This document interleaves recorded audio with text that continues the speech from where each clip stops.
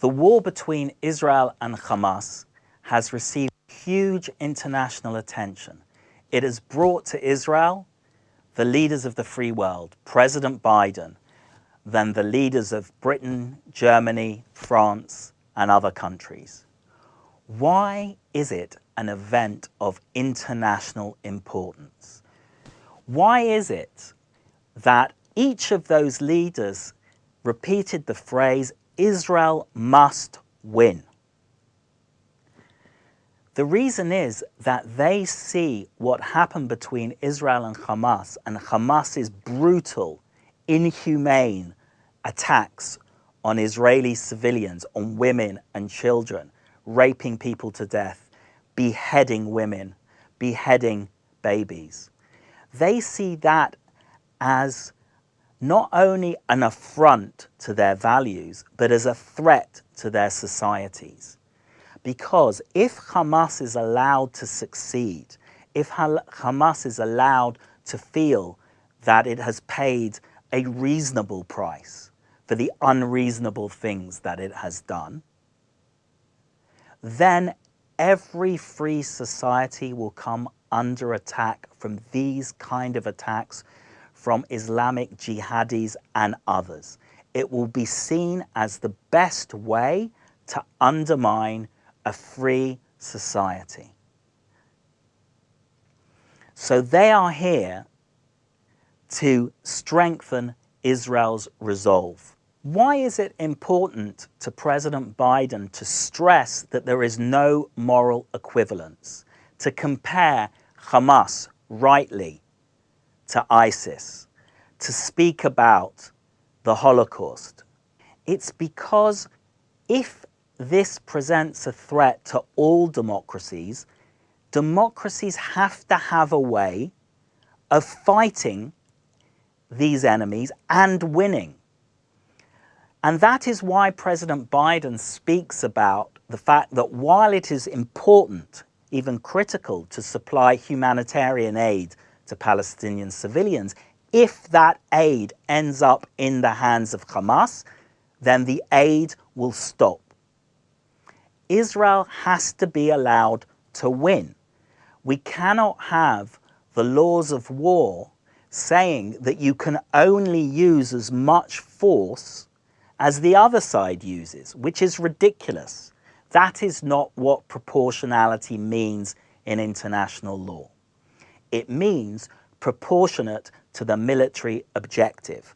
And Israel's military objective is to prevent what happened happening again, because we do not want another day in which more Jews die than on any day since the Holocaust. We don't want that, and democracies and their armies don't want that. And therefore, they are saying to Israel, we know that you need to use force to win. We know that civilians are going to die. It's tragic. But so long as you do not target civilians, so long as you try your best to minimize civilian casualties and allow for humanitarian aid, then we can stand beside you, because we can emphasize the moral distinction between countries that are civilized like ourselves, like Israel, America, Britain, France, Germany, and others who belong to the free world, and the barbarism and the inhumanity of Hamas, ISIS, and other such groups. But it's not just that.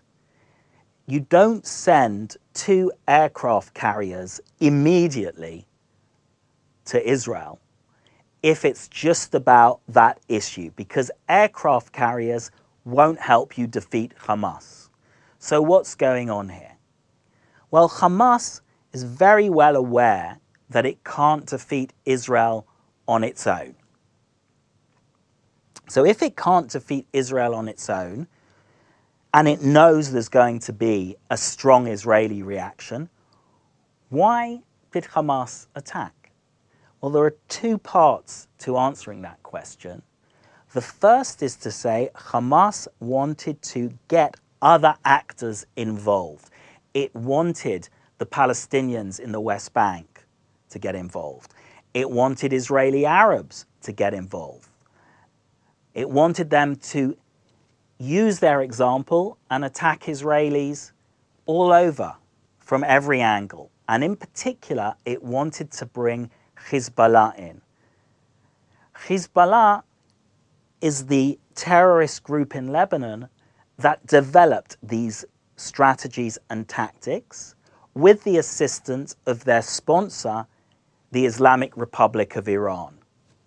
And this is the game regionally.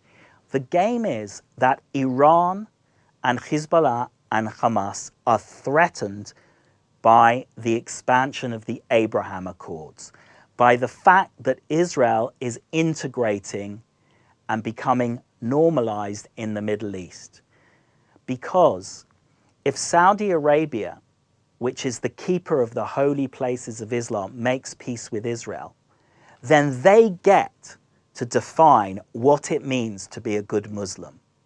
And that will not be what Iran and Hamas believe it means to be a good Muslim. They will take away from these groups their ability to define what it means to be a Muslim in relation to Israel and the Middle East.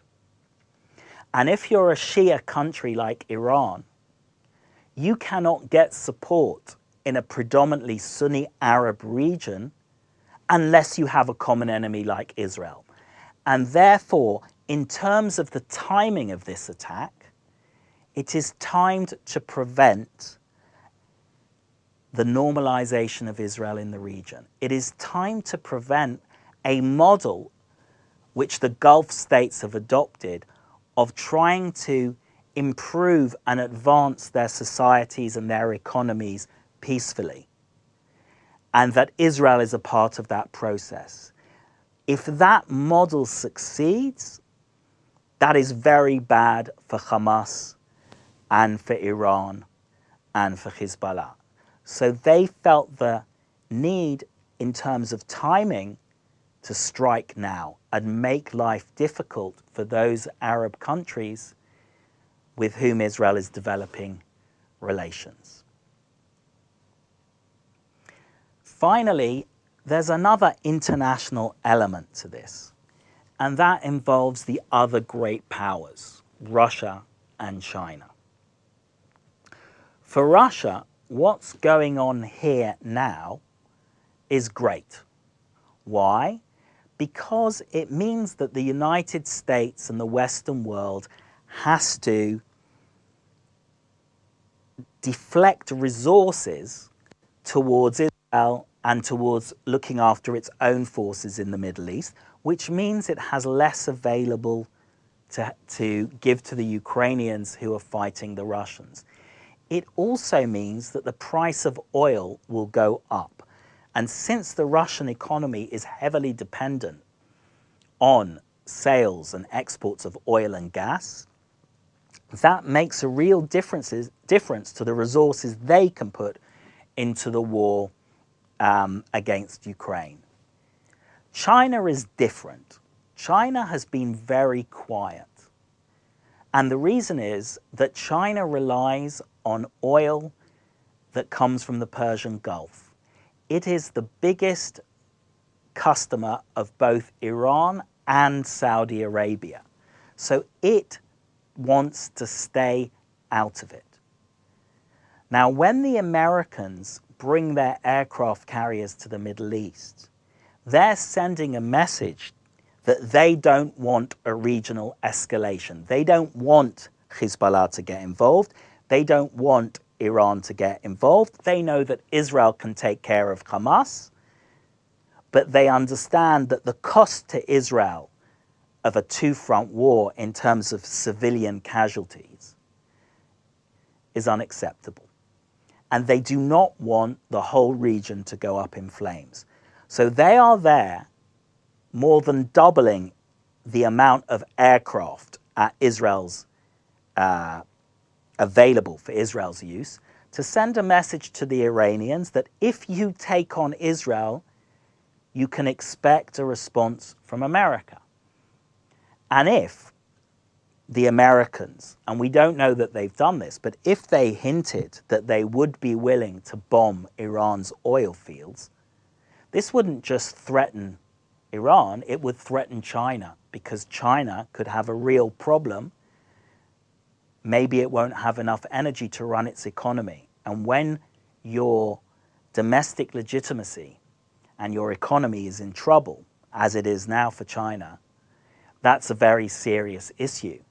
And it's a way of America nudging the Chinese to nudge the Iranians to stay out of it. Whether this will work, of course, is another matter, because once you enter any kind of military conflict, many, many things can happen in the chaos of war that nobody expects and even that nobody would really want. So we are at present at a very dangerous inflection point. And that is why what is happening between Israel and Hamas is actually of global strategic significance.